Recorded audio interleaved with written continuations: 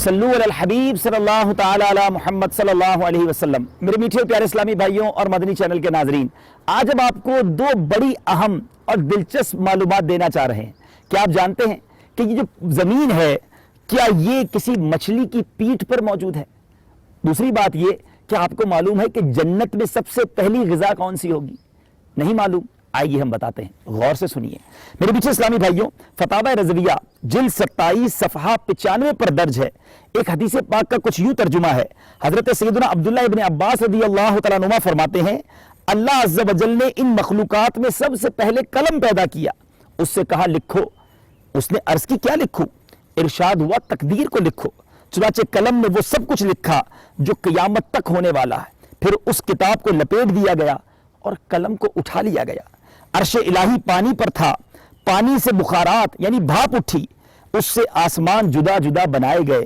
फिर मौला अज़्ज़ व जल ने मछली पैदा की, उस पर जमीन बिछाई, जमीन पुश्ते माही यानी मछली की पीठ पर है।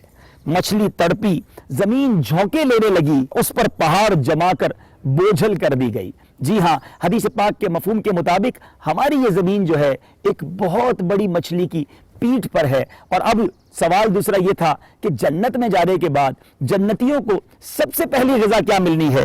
ए मेरे बीच इस्लामी भाइयों, बुखारी शरीफ में एक हदीस पाक का कुछ हिस्सा है। पहला वो खाना जिसे जन्नती खाएंगे वो मछली की कलेजी का किनारा है। हजरत अल्लामा अली कारी अली रहमतुल्लाहिल बारी इस हदीस पाक के तहत लिखते हैं, बाज हजरात ने फरमाया ये वो मछली है जिस पर जमीन ठहरी हुई है, उसकी कलेजी का मजेदार किनारा खिलाया जाएगा जो सबसे ज्यादा लजीज है। सुभान अल्लाह। अब गौर कर लीजिए मेरे मीठे इस्लामी भाइयों, ये कैसी मालूमात है जो शायद हमें मालूम ना हो, लेकिन अगर मदनी चैनल देखते रहेंगे नित नई मालूमात आप तक पहुंचती रहेगी। सल्लु अलल हबीब सल्लल्लाहु ताला अला मुहम्मद सल्लल्लाहु अलैहि वसल्लम। सल्लु अलल हबीब सल्लल्लाहु ताला अला मुहम्मद। मुझे अपनी और सारी दुनिया के लोगों की इस्लाह की कोशिश करनी है इंशाअल्लाह।